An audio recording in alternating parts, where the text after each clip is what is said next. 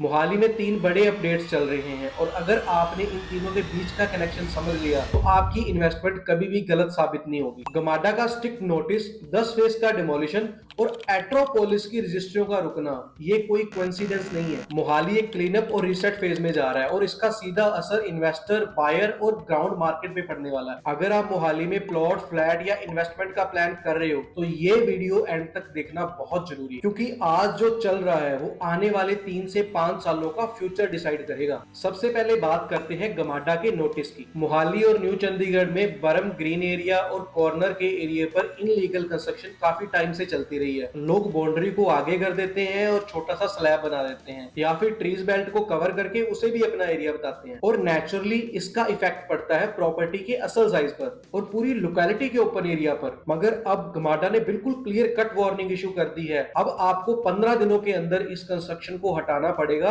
Otherwise GMADA खुद इसको हटा देगी और हटाने का खर्चा भी आपको ही पे करना पड़ेगा। क्या बात है सर, क्या बात है सर, क्या बात है, ये बात है। और इसका मतलब बिल्कुल सिंपल सा है, जो 200 गज की प्रॉपर्टी 225 गज बोलकर बेची जा रही थी उसका किस्सा खत्म, क्योंकि जो भी आप अब प्रॉपर्टी खरीदोगे वो आपको असल साइज में मिलेगी और आपको रीसेल करने में भी कोई दिक्कत नहीं आएगी। और 10 फेज में जो डिमोलिशन हुआ है वो गमाडा नोटिस का रियल प्रूफ है। वहां पे काफी टाइम से शेड, इलीगल वॉल और पॉलिटिकल पार्टी के सपोर्ट से इलीगल कंस्ट्रक्शन काफी टाइम से सर्वाइव कर रही, पर इस बार कोई नहीं बचा। शेड गए, इलीगल वॉल गई और पॉलिटिकल पार्टियों के सपोर्ट से बनी हुई कंस्ट्रक्शन सब गई। और इस बार लोगों ने इस चीज को खुद बहुत सपोर्ट किया, क्योंकि हर कोई चाहता है कि मोहाली साफ हो। अब इस चीज का बेनिफिट किसको मिलेगा?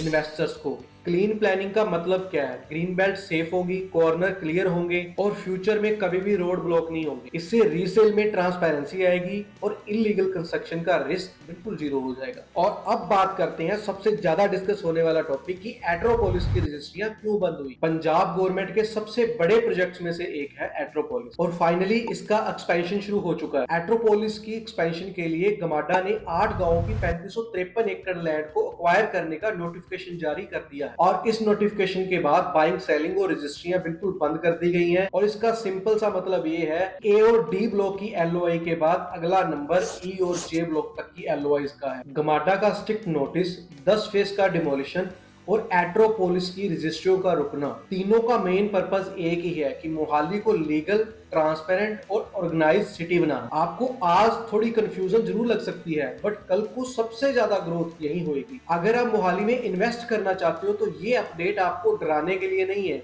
आपको गाइड करने के लिए। क्लीन प्लानिंग, क्लीन इन्वेस्टमेंट और गारंटेड ग्रोथ। और मैं हूं आपका नवजोत, जो मोहाली की ग्राउंड रियलिटी आपको हमेशा पहुंचाता रहूंगा। तो कमेंट करके बताओ कि आपको नेक्स्ट किस सेक्टर की, किस प्रोजेक्ट की ग्राउंड स्टोरी चाहिए।